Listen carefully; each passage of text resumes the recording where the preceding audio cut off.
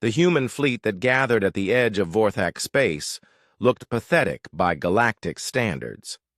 47 ships of various sizes and purposes, most of them never designed for combat, faced an empire that controlled 10,000 star systems and commanded fleets that could crack planets.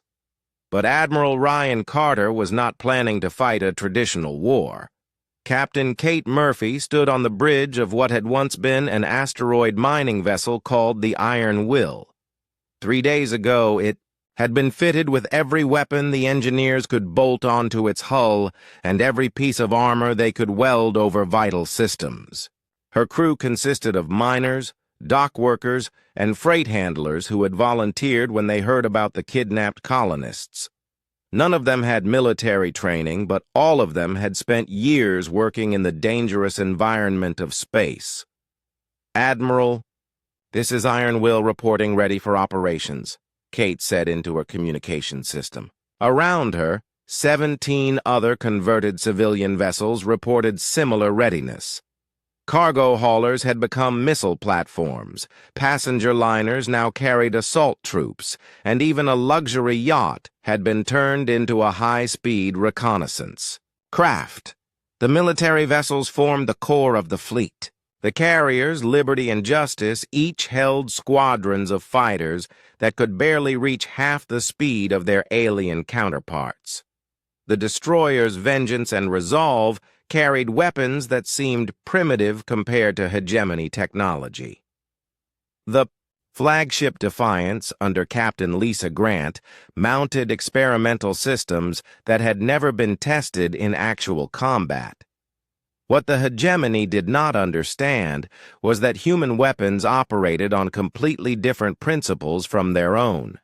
While alien civilizations had standardized their technology millions of years ago, humans still used dozens of different approaches to the same problems. Their defense systems were designed to stop energy weapons that followed predictable patterns, and kinetic projectiles that moved in straight lines. They had no experience with human innovation. Dr. Amy Foster had spent the last 3 days working with teams of engineers to retrofit the fleet with what she called ugly solutions. Human technology was not elegant or efficient by galactic standards, but it was unpredictable, and humans had a talent for making dangerous things out of simple materials. "The key advantage we have," Amy explained to the assembled ship captains via quantum link, "is that they have no idea what we are going to do because we have no idea what we are going to do. Their computers cannot predict our tactics because our tactics do not make sense by their standards." Admiral Carter addressed the fleet from the bridge of the Defiance as they prepared to enter Vorthak territory. His image appeared on every screen, and his voice carried the weight of humanity's determination. "People of Earth, what we are about to do has never been attempted in galactic history. We are going to attack a hegemony facility with inferior numbers, inferior technology, and inferior firepower. By every rational calculation, we should be destroyed within minutes of entering enemy space." He paused and looked directly into the camera. But the hegemony made 2 critical mistakes. First, they assumed that rational calculations matter to humans when our families are threatened. Second, they forgot that sometimes the best weapon against an ancient enemy is a new approach they have never seen before. Captain Ben Rogers commanded the fast attack craft Hornet, a ship so small it would barely register on hegemony sensors until it was too late. His crew consisted of exactly 4 people, including himself, but they carried enough explosive power to crack a space station in half. "They think in terms of massive fleets and overwhelming force," Ben said to his weapons officer. "They plan their battles like chess games that take decades to complete. But we are going to hit them so fast and so hard that they will not have time to think, let alone respond." The Vorthak detention facility hung in space like a crystalline spider web the size of a small moon. It was beautiful in the way that only alien architecture could be. all flowing curves and impossible angles that hurt human eyes to look at directly. According to their intelligence reports, it housed not only the kidnapped colonists, but also prisoners from dozens of other species who had dared to oppose hegemony rule. Surrounding the facility was a defensive fleet that represented more firepower than humanity had ever seen in one place. Crystalline dreadnoughts, each the size of Manhattan, floated in perfect formation, their weapons charged and ready. Energy beings in force field containers provided electronic warfare capabilities that could jam communications across an entire star system. Living ships grown rather than built moved with organic grace through patrol patterns that had been established before Earth's sun was born. The human fleet approached in complete communication silence. No radio chatter, no targeting data exchange, no coordination signals that enemy sensors could detect. Each ship captain had their orders and trusted their fellow humans to carry out the mission without needing constant updates. Captain Lisa Grant watched the tactical display as they closed. The final distance to the facility. The Vorthak defenders were moving to intercept, but their movements were slow and predictable. They expected a traditional engagement with formal challenges and ritual positioning before the actual fighting began. Instead, they got 47 human ships screaming toward them at maximum velocity with every weapon system armed and ready. The lead destroyer opened fire while still at extreme range, not because the shots had any chance of hitting, but because the muzzle flashes would blind alien sensors that were calibrated for the predictable patterns of civilized warfare.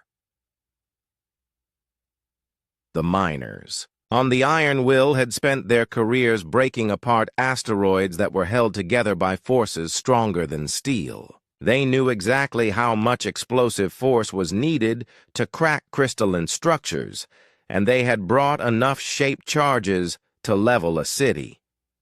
When Kate Murphy gave the order to fire, her converted mining ship became a weapon unlike anything in the galactic database.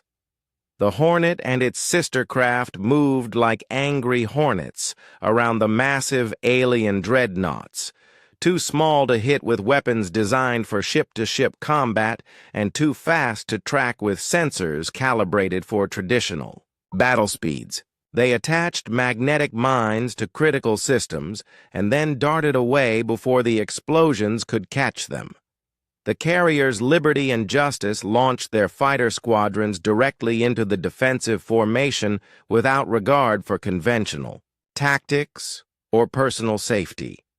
Human pilots flew their small craft through gaps in the alien battle line that were too narrow for reasonable beings to attempt, accepting casualties that would horrify civilized commanders in order to reach their targets.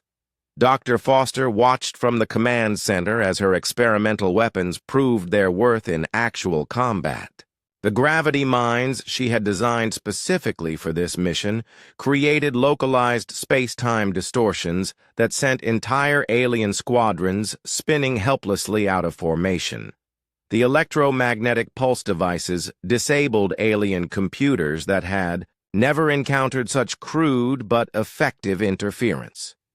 Within 18 minutes, the outer defensive ring was broken and human ships were pouring through toward the detention facility itself.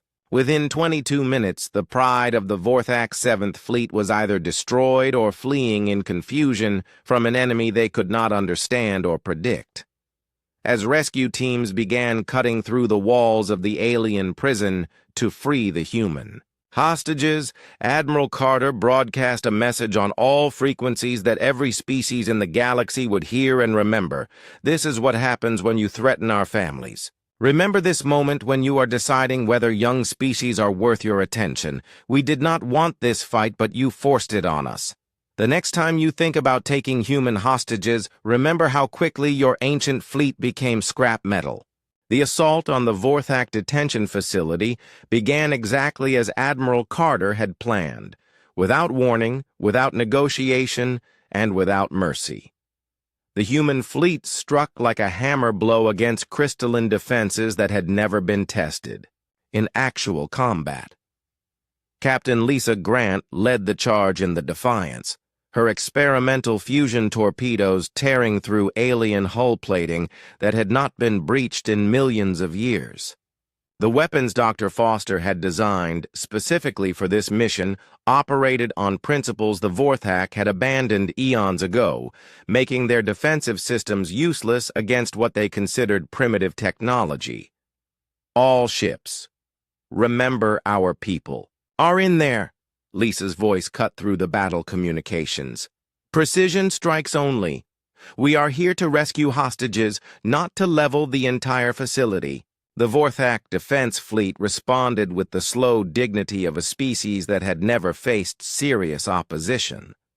Their massive dreadnoughts moved like floating mountains to intercept the human attackers, their weapons charging with the deliberate pace of beings who had all the time in the universe. It was like watching elephants try to swat mosquitoes.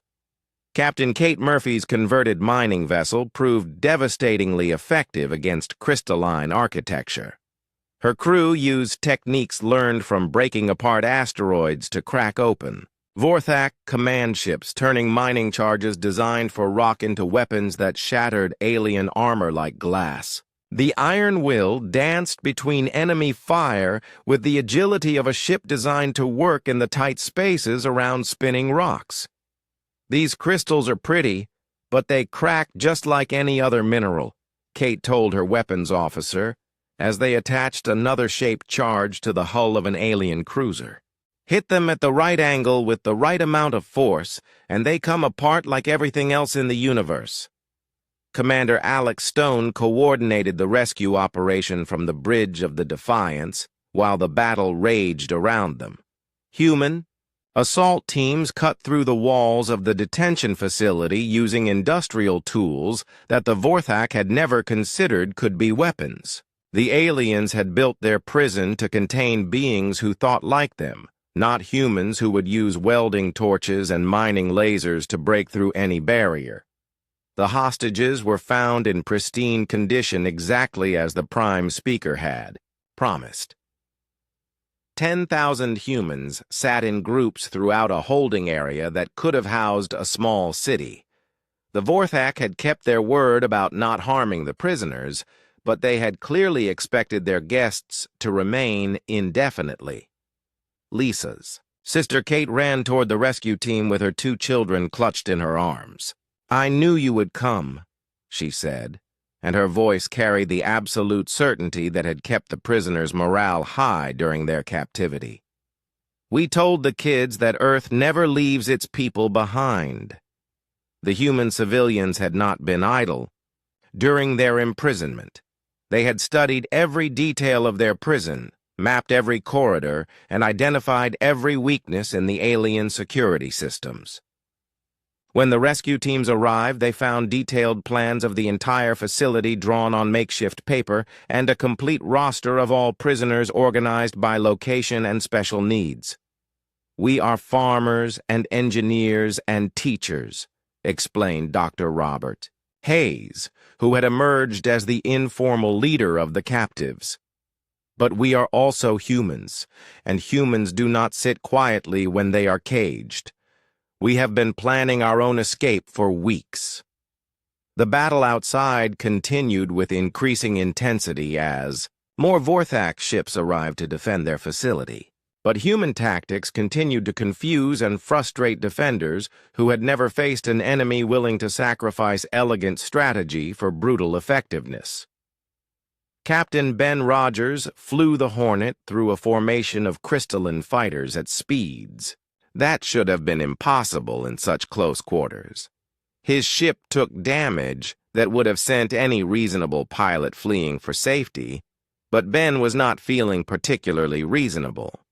His nephew had been among the hostages, and personal motivation made him willing to take risks that violated every rule of space combat. The problem with fighting ancient civilizations, Ben told his co-pilot as they attached magnetic mines to another alien ship, "is that they have forgotten how to deal with people who are young enough to be stupid and angry enough not to care about the odds." The Vorthak tried to adapt their tactics to counter human unpredictability, but their command structure was not designed for rapid changes. Orders had to pass through layers of crystalline hierarchy, each decision requiring consensus from beings who thought in terms of geological time. By the time they decided how to respond to human tactics, the humans had already moved on to completely different approaches. Dr. Amy Foster monitored the battle from her position aboard the Liberty, watching as her experimental weapons performed, beyond her wildest expectations. The gravity mines created spatial distortions that sent alien ships tumbling helplessly through space.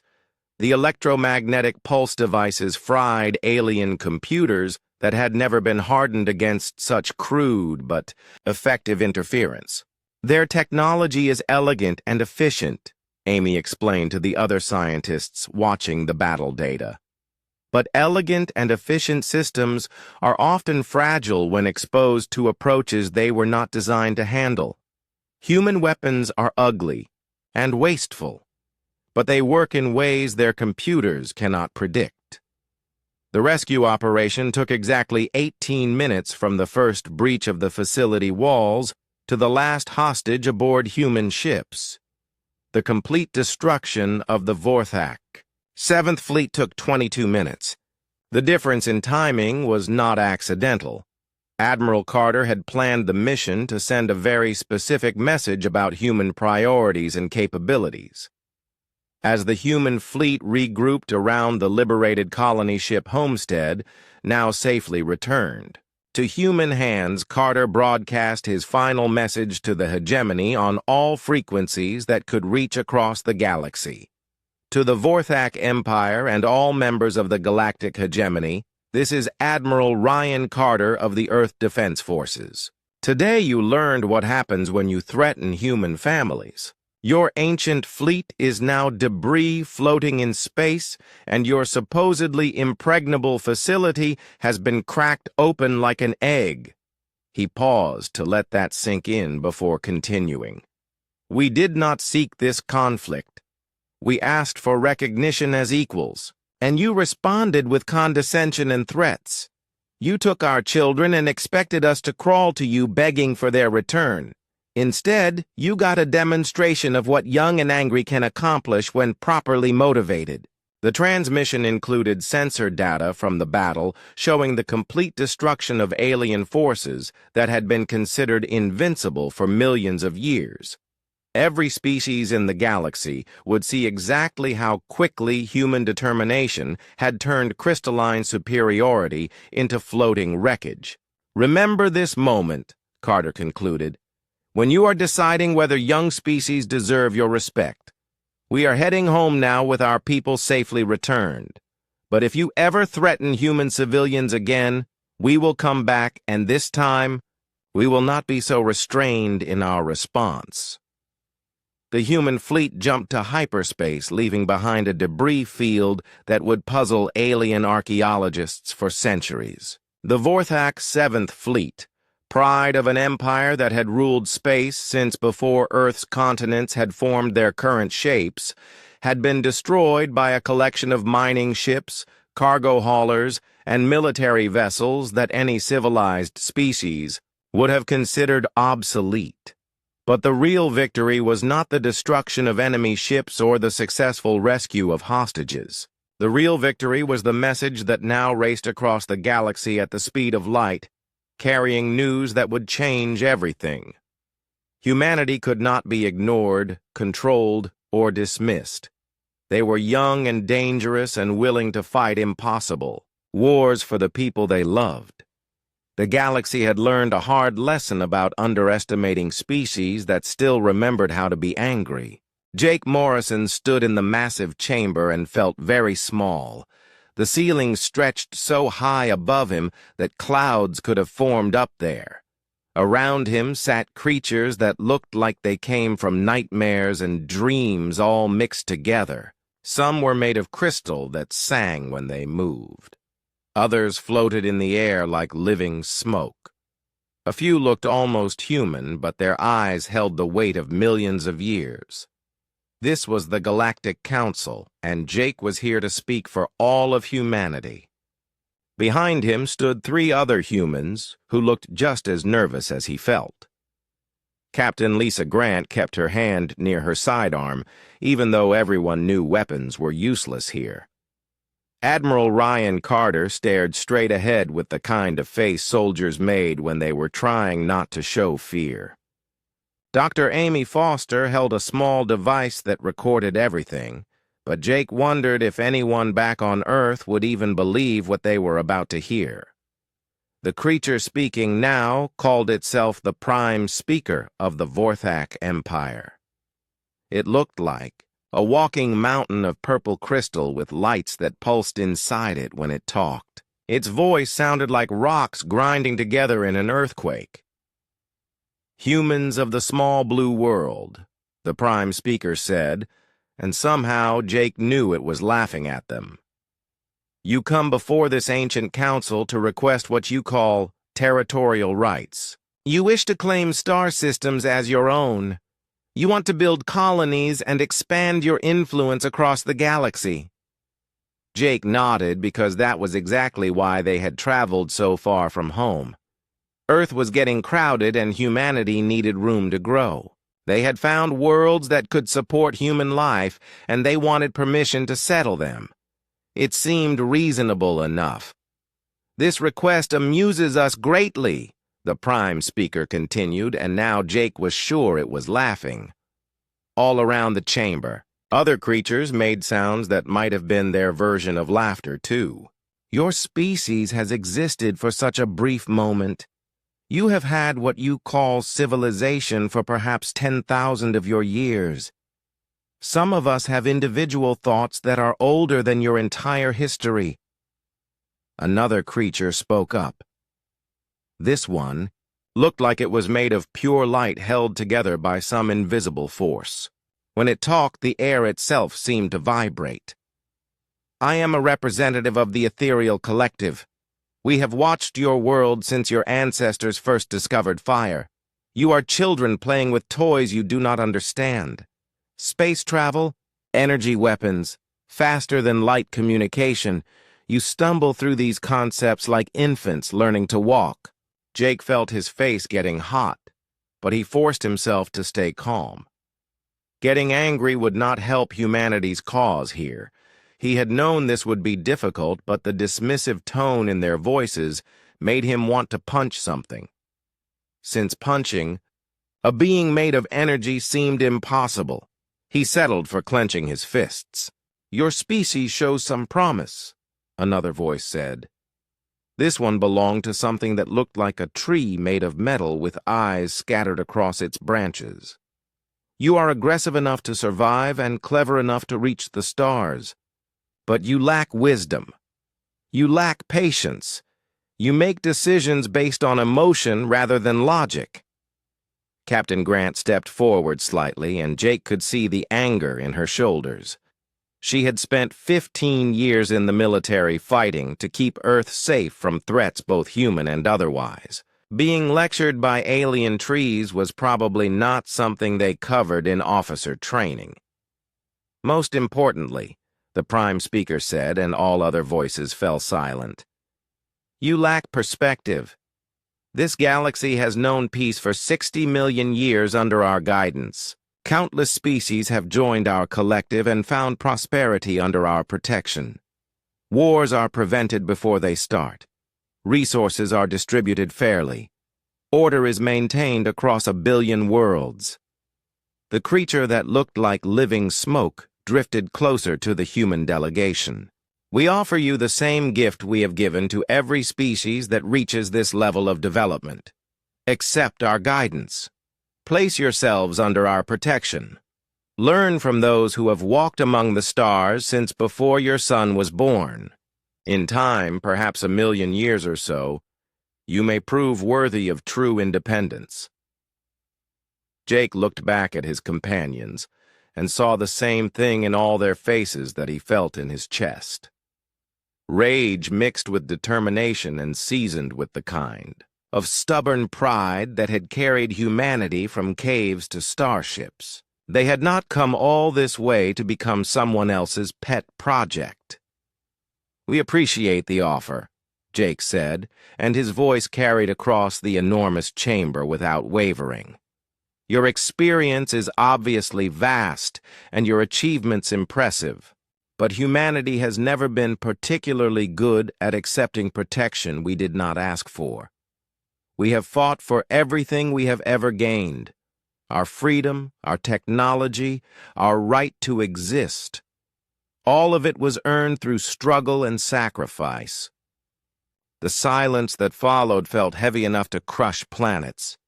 Jake could sense the confusion from the assembled beings. Apparently no species had ever refused their generous offer before. "You would reject the wisdom of ages?" The tree-like creature asked, and its metal branches rustled with something that might have been disbelief.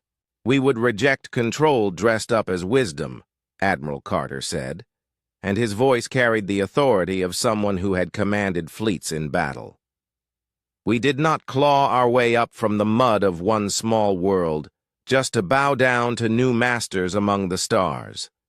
Dr. Foster activated her recording device and stepped forward. "With respect to this council, humanity chooses to maintain its independence. We will establish our own colonies, govern our own affairs, and defend our own interests. We hope to trade with your civilizations and learn from your knowledge, but we will do so as equals, not as children seeking approval from parents." The chamber erupted in sounds that Jake could not identify, but definitely did not like. Some creatures made noises like grinding metal, while others produced tones that hurt his ears. The being of pure light flared brighter, and the crystal mountain, that was the prime speaker, pulsed with angry colors.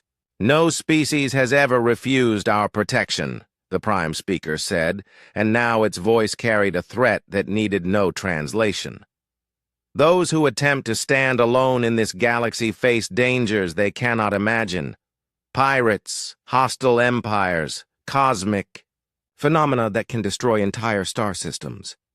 All of these threats are held at bay by our strength. Without our shield, you will not survive." Jake felt something cold settle in his stomach, but he kept his voice steady. "Then we will face those dangers as we have faced every other challenge in our history.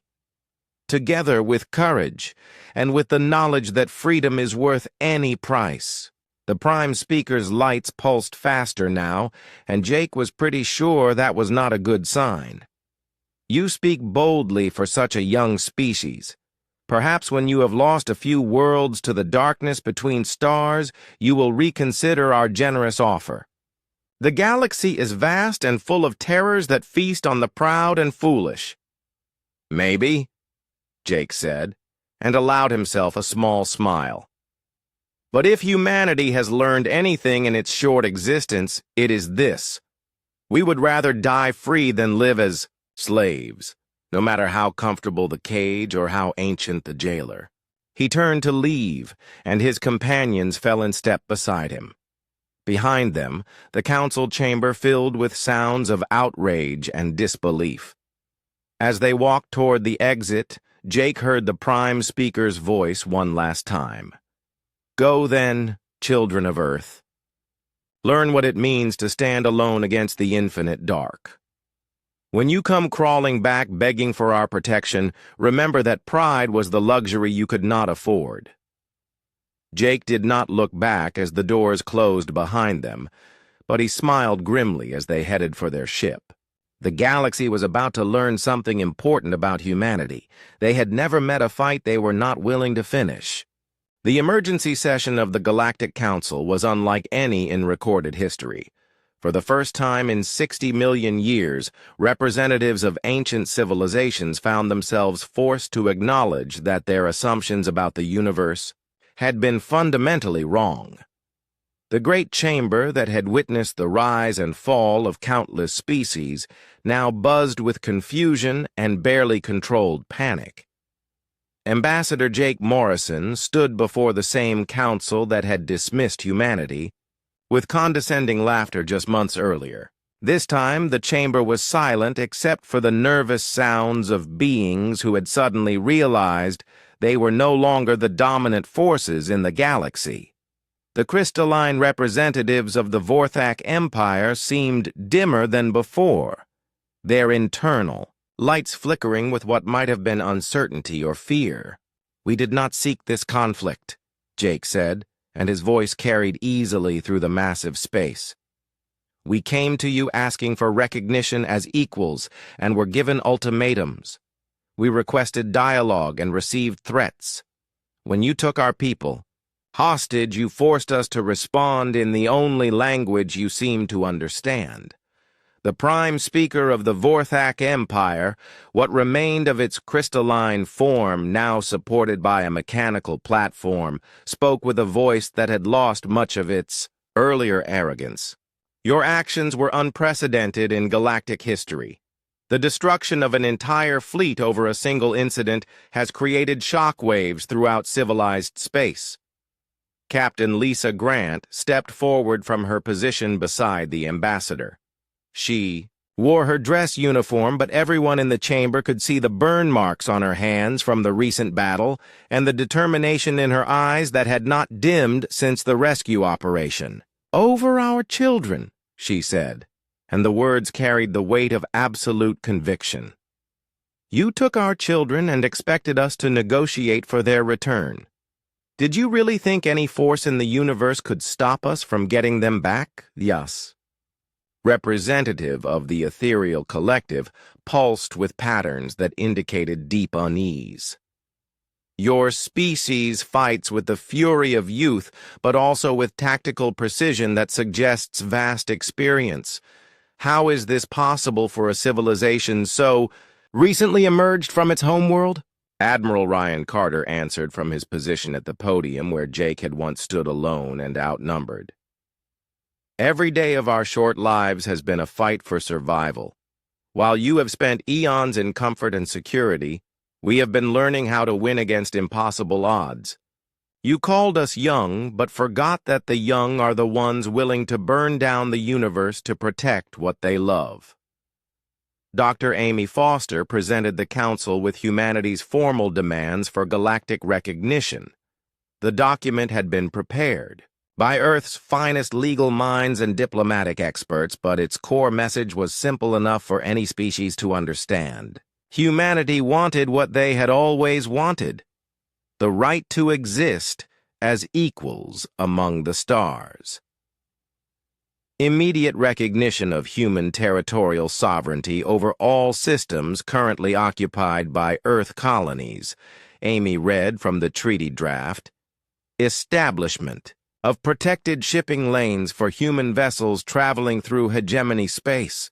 Formal acknowledgement that interference with human civilians will be considered an act of war. The tree-like representative of the botanical collective rustled its metallic branches in what might have been nervous laughter. "You defeated one fleet through surprise and unconventional tactics. Do you truly believe you could stand against the combined might of the entire hegemony?" Jake Morrison's answer became the stuff of legend, repeated in diplomatic circles across the galaxy for generations to come. "We believe that any civilization willing to kidnap children to force political compliance has forgotten what it means to have principles worth fighting for. If you want to test our resolve again, we will be happy to provide another demonstration." The negotiations continued for 6 days as ancient beings struggled to adapt their thinking to a new reality. Humanity had proven that youth and determination could triumph over age and complacency, that innovative tactics could overcome superior technology, and that some species were willing to fight wars they could not win rather than accept subjugation. The Botanical Collective raised concerns about human expansion into systems they considered their traditional territory. Captain Kate Murphy, still wearing coveralls stained with alien crystal dust from the recent battle, addressed their objections with the blunt honesty of someone who had spent her career breaking rocks in space. "You have had millions of years to colonize those systems and never bothered," she said. "We have families who need homes and the willingness to work for them. If you want to claim territory, you have to be prepared to defend it, not just point to ancient maps and expect everyone else to respect your historical rights." The energy beings who made up the ethereal collective expressed concerns about human military capabilities and their potential impact on galactic stability. Commander Alex Stone, whose tactical planning had made the rescue operation possible, responded with the practical perspective of a professional soldier. "Military power exists to protect what you value," he said. "We value our freedom and our families above everything else in the universe. As long as no one threatens those things, we have no interest in fighting unnecessary wars. But if you do threaten them, you will discover that humans are very good at making war and very bad at accepting defeat." The Vorthak Empire attempted to argue that their actions had been within their traditional rights as guardians of galactic peace. Dr. Robert Hayes, who had organized the hostages during their captivity, stood up in the gallery where former prisoners watched the proceedings. "You kept us in clean cages and fed us adequate food," he said, and his voice carried the anger of 10,000 people who had been treated like livestock. "You told us it was for our own good and that we should be grateful for your protection. But we are not animals to be managed by our betters. We are human beings with the right to make our own choices and face our own consequences." The final treaty was signed on the 7th day of negotiations in a ceremony that marked the end of one era and the beginning of another. Humanity was granted full membership in the Galactic Council, not as a junior partner seeking protection, but as equals who had proven their strength and their willingness to use it. The document established Earth's sovereign territory, guaranteed safe passage for human ships, and most importantly, formally recognized that humanity would govern its own affairs without interference from elder species. The signing was broadcast across the galaxy on frequencies that reached every inhabited world. Jake Morrison signed for Earth with the same pen he had carried during humanity's first diplomatic mission. Lisa Grant signed for the military forces that had made this moment possible. Amy Foster signed for the scientists and engineers who had turned human innovation into alien defeat. Admiral Carter signed with the authority of someone who had proven that sometimes the best diplomacy was conducted at the point of a fusion torpedo. As the human delegation prepared to return to Earth, Jake Morrison addressed the assembled representatives one final time. His words were recorded by every major news service in the galaxy and studied by diplomatic academies for centuries afterward. "You were right about one thing," he said. "We are young enough to remember that sometimes the only way to earn respect is to take it. Young enough to believe that freedom is worth any price. Young enough to keep fighting for what we believe in, no matter how old and tired the universe gets." He paused and looked around the chamber at beings who had ruled the galaxy since before humanity had discovered fire. "You called us children and expected us to accept guidance from our elders. But children grow up. They learn to think for themselves. They stop accepting limits imposed by others and start making their own choices about how to live." The human delegation left the council chamber to return to their ship, but Jake's final words echoed through the vast space and would be remembered long after the last human had returned to Earth. The galaxy spent 60 million years under your protection and guidance. Now it gets to see what happens when young wolves join the pack. We did not come here to destroy your peace, but to earn our place in it. The universe just got a little more interesting and a lot more dangerous for anyone who thinks age automatically grants wisdom or strength. Earth's starships jumped to hyperspace carrying news that would change everything.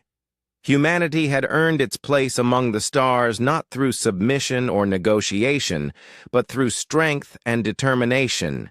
They had called Earth young, but they had forgotten that young wolves hunt with the fury of survival while old lions sleep in the shade of their past victories, and humanity was always hungry. 3 months after Jake Morrison and his team returned to Earth with news of the Council's rejection, strange things began happening to human ships in space. Captain Ben Rogers was the first to report the problems when his cargo vessel suffered. What seemed like a random engine failure just outside the border of hegemony space. His ship had been carrying medical supplies to the new colony on Kepler Station when every system suddenly shut down for exactly 37 minutes before mysteriously restarting. It was like someone just turned us off and then turned us back on, Ben told the investigators later. All our diagnostics showed perfect function before and after, but during those 37 minutes we were dead in space. No power, no life support, no communications. If we had been closer to that sun, we would have been cooked. Similar incidents began occurring with increasing frequency. Trade ships found their navigation computers mysteriously reprogrammed to route them through sectors known for pirate activity. Mining vessels discovered their equipment would malfunction in ways that seemed almost designed to cause maximum frustration without quite crossing the line into disaster. Colony transport ships reported communication blackouts that left them unable to call for help, but somehow always resolved themselves just before the situation became truly dangerous. Dr. Amy Foster spent sleepless nights reviewing the reports in her office at Colonial Defense Command.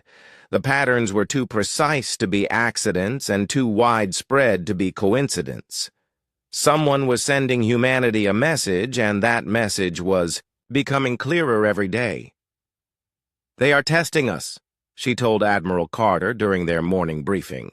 "Every incident is carefully calculated to cause problems without actually killing anyone. They want to show us what they could do if they really wanted to hurt us, but they are holding back just enough to give us a chance to reconsider our position." Admiral Carter studied the holographic display showing reported incidents across human space. Red dots marked every suspicious event, and the pattern formed a rough circle around Earth's expanding territory. "How long before they stop playing games and start doing real damage?" "Unknown," Amy replied. "But I would guess they are waiting for us to crack under pressure. Ancient civilizations think in terms of centuries or millennia. They probably expect us to come crawling back to them within a few years begging for protection." The answer to Carter's question came 2 weeks later, when the colony ship Homestead disappeared without a trace. The massive vessel had been carrying 10,000 settlers to establish a new agricultural world in the Tau Ceti system. Families with children, farmers looking for fresh soil, engineers ready to build a new society from the ground up.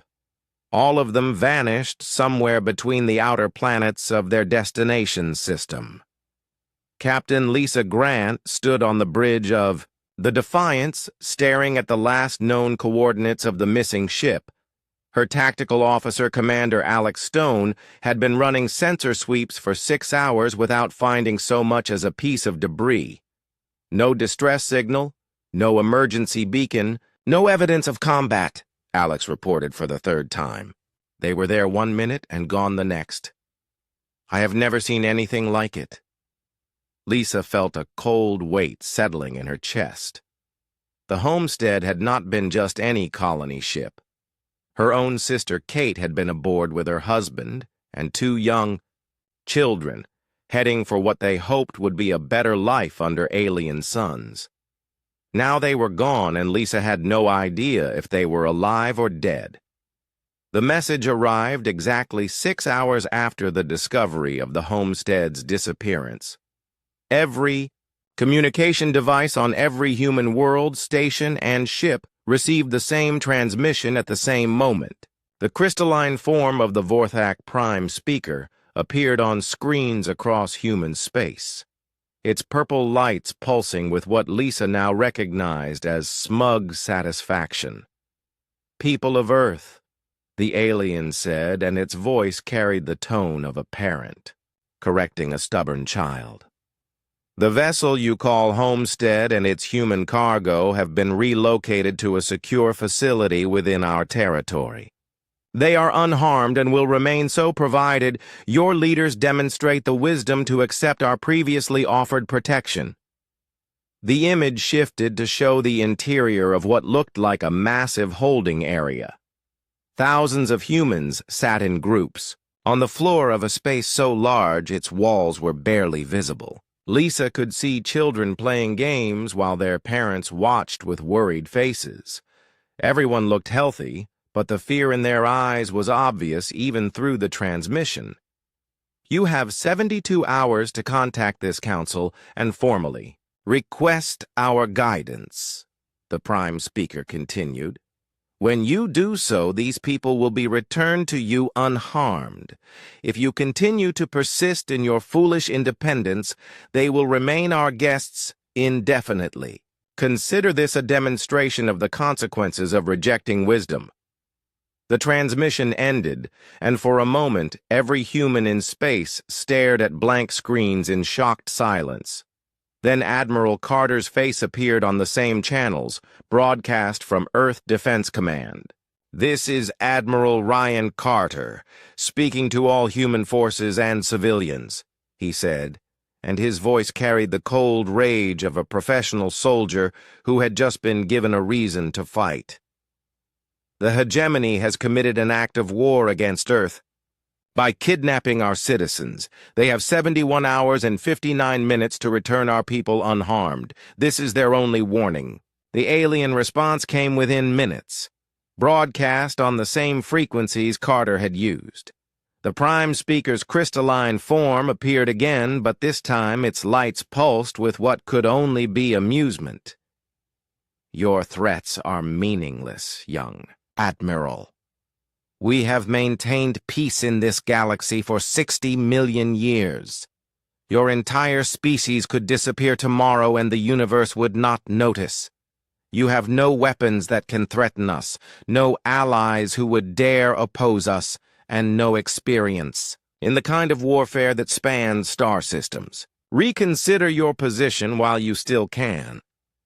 But the hegemony had made a critical error in their calculations. They understood human technology and human numbers, but they had completely failed to grasp human psychology. Taking hostages might have worked with other species, but humans had spent their entire history fighting wars against impossible odds. More importantly, these particular hostages included children and families.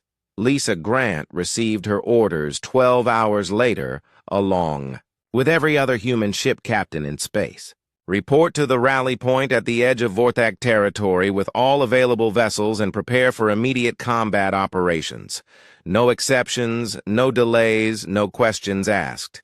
As the Defiance jumped to hyperspace along with 46 other human ships, Lisa thought about her sister and her niece and nephew somewhere in an alien prison.